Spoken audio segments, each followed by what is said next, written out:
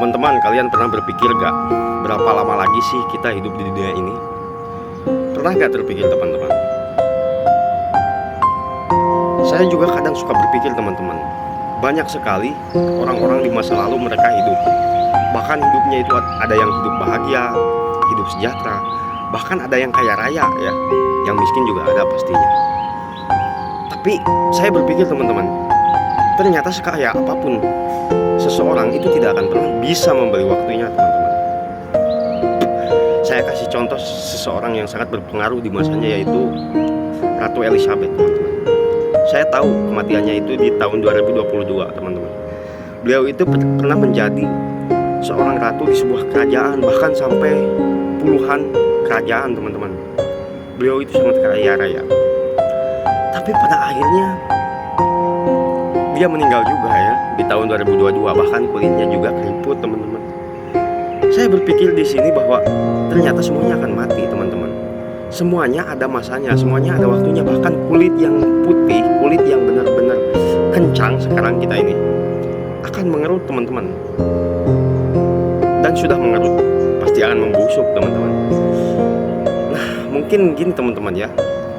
Saya mengajak teman-teman semuanya untuk berpikir bahwasanya sekarang kita hidup teman-teman, dan kita setiap hari, mungkin setiap waktu suka merasa bahwa kita ini hidup kayaknya masih lama deh gitu ya.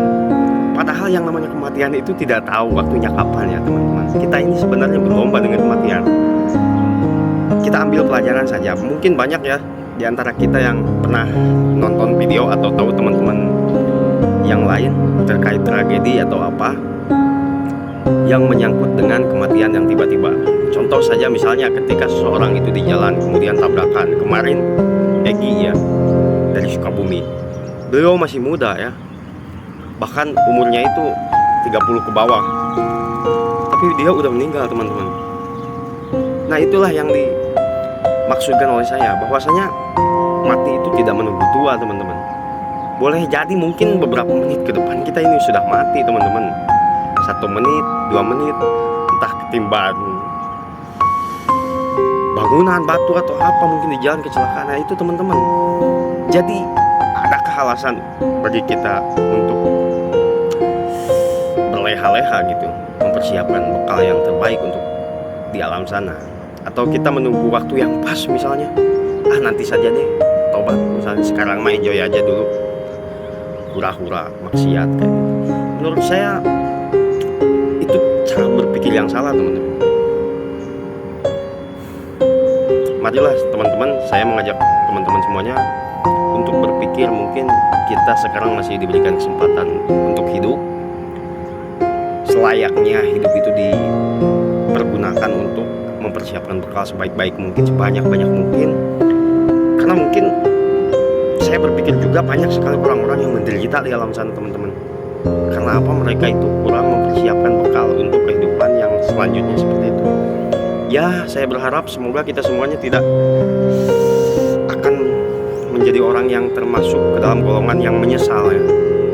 Karena benar-benar teman-teman, saya banyak sekali membaca ataupun menemukan terkait keterangan-keterangan bahwasanya orang yang sudah di alam sana itu benar-benar, kalau menyesal itu benar-benar menyesal. Karena bayangkan saja teman-teman, seseorang udah di alam sana, mereka tidak akan pernah bisa hidup lagi. Bahkan di antara mereka banyak yang meminta lagi kepada Allah untuk dihidupkan walaupun beberapa saat ya, mungkin 1 jam ya, atau setahun gitu. Hanya untuk apa? Untuk bersujud, beribadah kepada Allah. Karena mereka itu sangat menyesal semasa hidupnya, kenapa sih gua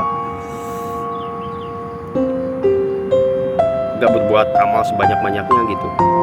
Akhirnya kan menyesal. Dan ingat teman-teman ya, saya berpikir juga bahwa apa yang terjadi di sana itu jauh melebihi kapasitas di dunia ini. Contoh saja misalnya seperti siksaan teman-teman.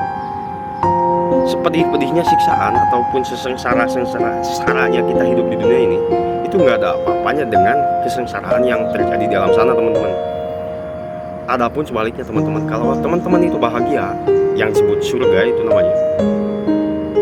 Bahkan di dalam keterangan banyak dikatakan bahwasanya kenikmatan di alam sana itu berlipat-lipat, jauh berlipat-lipat dibanding kenikmatan yang ada di dunia ini. Nah itu teman-teman, jadi nggak ada alasan buat kita tidak takut dengan siksaan di alam sana. Saya lucu juga dengan parodi-parodi ataupun apa istilahnya, konten-konten hiburan yang istilahnya udah pakai AI, yang apa istilahnya menggambarkan bahwasanya, hai teman-teman, gua ada di neraka nih ya, ternyata lo masuk juga ke neraka. Jadi siksaan di alam sana itu udah dibuat mainan teman-teman. Jadi lebih baik teman-teman pikirkan sendiri, apakah siksaan di alam sana itu bisa dipakai lelucon.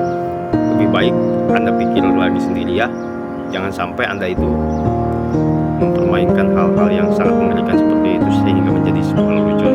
Oke teman-teman, terima kasih, sehat selalu untuk semuanya, tetap semangat ya menjalani